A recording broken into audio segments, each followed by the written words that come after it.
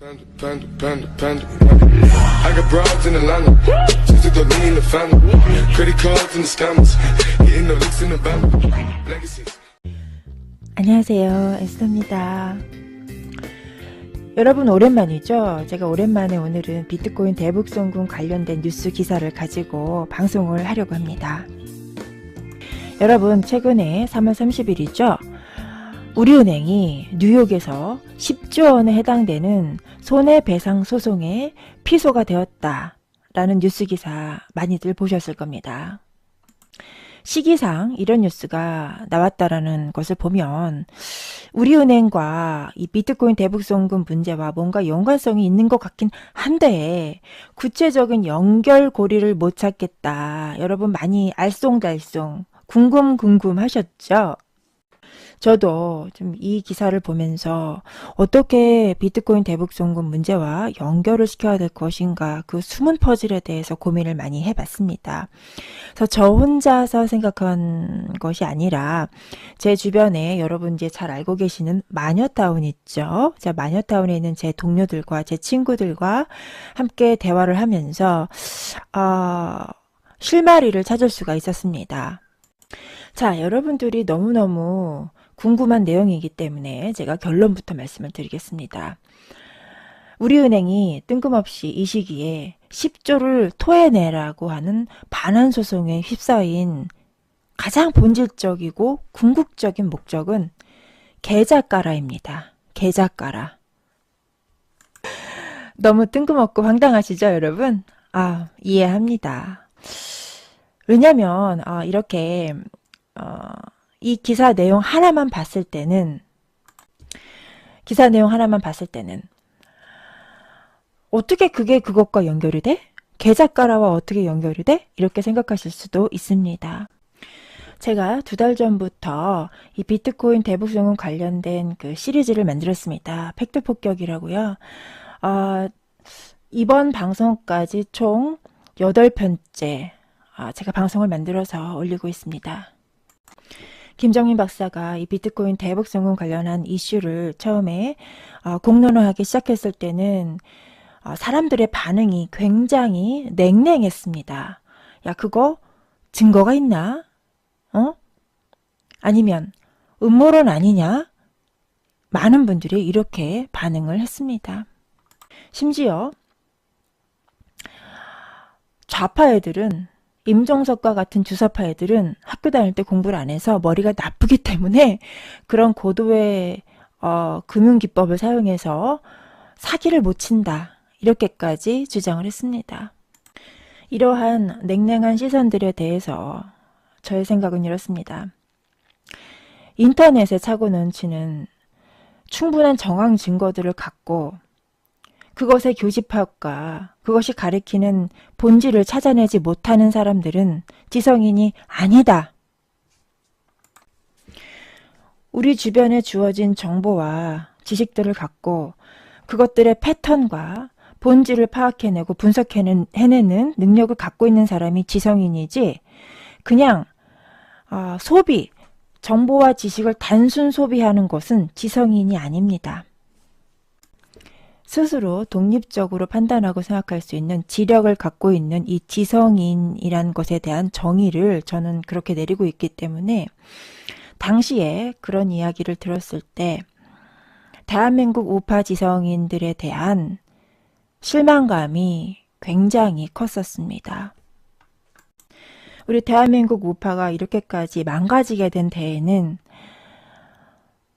선두에 나서서 지성인의 역할을 다 해야 될 대한민국 우파 언론인과 지성인들이 굉장히 나태하고 안일했었다. 그들이 갖고 있는 기득권이 강하다라는 착각 속에서 세상을 굉장히 유화적이고 만만하게 보고 있었구나. 저렇게 했기 때문에 우리 우파가 좌파에 의해서 점령을 당하고 점령을 당한 것뿐만이 아니라 온통 시뻘겋게 적화가 된 가장 결정적인 원인이 저런 게 아니었을까. 정신적인 나태함, 정신적인 해이함, 정신적인 안일함, 저런 게 가장 근본적인 원인이 아니었을까라고 생각을 해보는 기회가 됐었습니다. 제가 늘상 말씀을 드리지만 좌파 애들에게는 기대감이 없다. 희망이 없다. 쟤들에겐 더 이상 뭘 바랄 수 있는 게 아무것도 없다. 자, 그렇게 말씀을 드리고 있습니다. 나라를 팔아 넘기려고 하는 애들한테 무슨 희망이 있겠습니까, 여러분? 그러니까 우리라도 좀 잘하자. 우리라도 최소한 나라를 팔아 넘기려고 하지 않는 국익을 생각하는 우리 우파들이라도 좀 잘하자라는 차원에서 제가 이렇게 간곡하게 정말 절실하게 안타까운 마음을 갖고 이렇게 직언을 하는 겁니다. 직언을.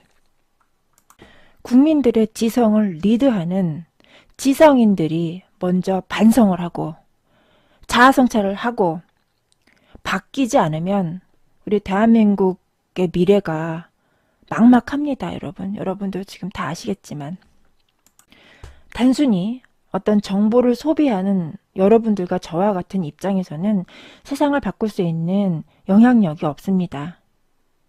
그렇기 때문에 영향력이 있는 리더들에게 직언을 하지 않을 수가 없는 겁니다.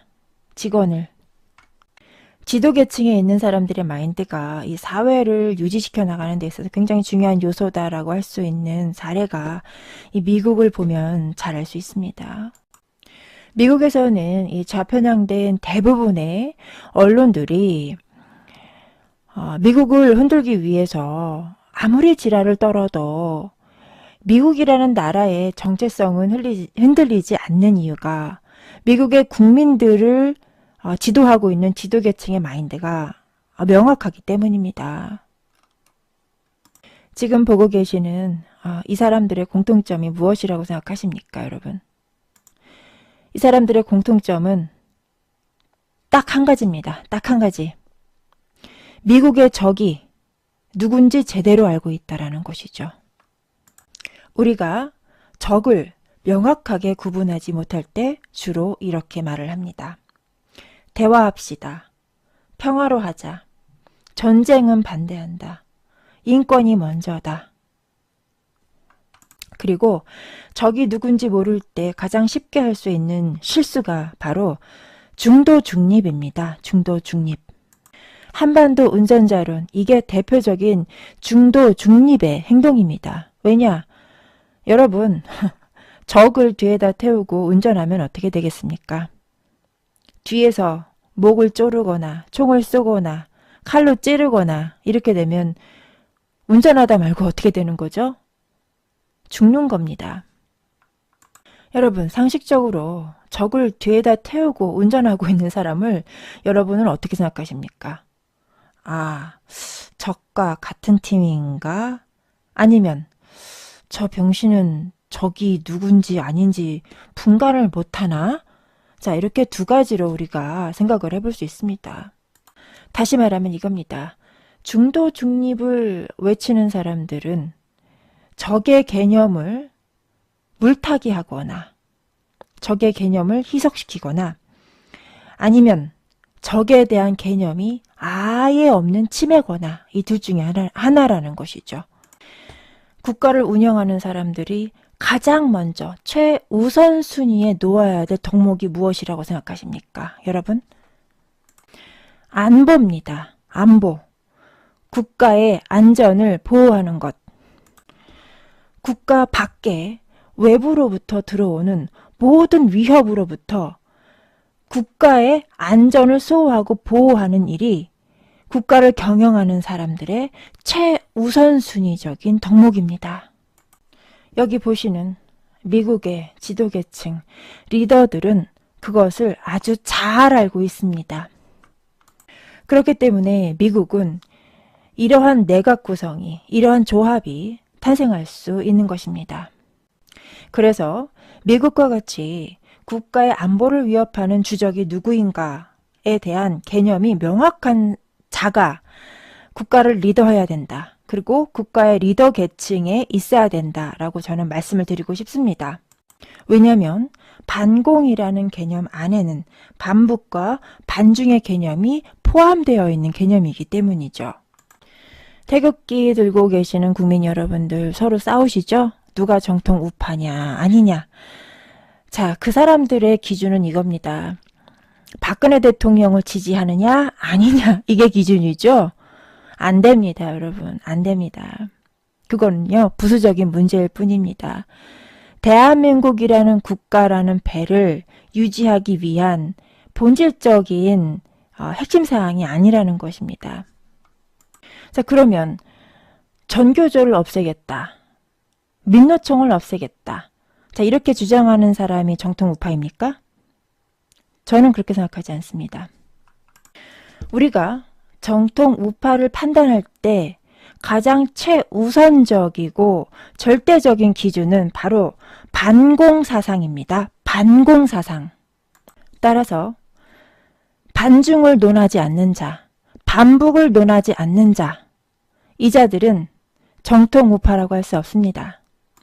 반북은 하면서 반중을 하지 않는, 친중은 아니지만 그렇다고 반중도 하지 않는, 자, 이런 사람들의 특징이 뭔지 아십니까? 안보는 미국과 경제는 중국과 이렇게 주장하는 사람들입니다. 자, 아까 다시 제가 얘기했던 것으로 돌아가 봤을 때 이런 자들이 결국은 어떠한 자들입니까? 중도 중립을 외치는 자들인 것이죠. 중도 중립을 외치는 자들을 제가 뭐라고 했습니까? 적에 대한 개념이 없는 치매거나 적과 한 팀이거나 둘 중에 하나다라고 말씀을 드렸죠. 경제와 안보는 두 개의 톱니바퀴이지만 맞물려서 하나로 상호작용을 하며 돌아간다. 그러므로 한 국가에게 있어서 그 나라의 경제를 위협하는 국가는 그 국익을 해치는 적국이다, 주적이다 라고 규정을 하는 것입니다. 미국이 트럼프 대통령이 2017년도 12월 달에 취임한 지 1년이 되는 시점에서 국가안보 전략을 발표를 했는데요. 그때 중국을 미국의 경제 안보를 위협하는 적국이다 라고 규정을 했습니다. 중국이라는 국가는, 다시 말하겠습니다. 중공이라는 국가는 공산주의의 대표성을 갖는 국가입니다. 그렇기 때문에 중국이 미국의 적국이 된다라고 한다면 군사 안보 동맹국가인 우리 대한민국의 적국 또한 중국이 되는 것입니다. 우리 대한민국 우파 국민들이 앞으로 정통 우파의 정통성에 대해서 대화를 할 때는 반공이라는 기준으로 그 사람을 판단을 하신다면 가장 결정적인, 그 사람의 정체성을 판단함에 있어서 가장 결정적인 기준이 될 거라고 생각을 합니다. 반공사상에 대해서 질문을 했을 때 뭐 경제는 중국과 해야 되고 어쩌고 저쩌고 이렇게 얼버무리는 순간 그냥 그 사람은 제끼십시오. 지금 현재 우리 대한민국 국익에 전혀 도움이 되지 않는 사람입니다. 다시 본론으로 돌아오겠습니다. 제가 이렇게 10분이 넘는 시간을 이 비트코인 대북송금 그리고 이 우리은행 10조 소송과 관련되어서 직접적인 연관성이 없는 이러한 이야기들을 여러분들께 길게 한 이유가 있습니다. 비트코인 대북송금, 이 자금 세탁 문제는 국내적인 시야에서는 절대로 이 그림이 보이지 않기 때문입니다.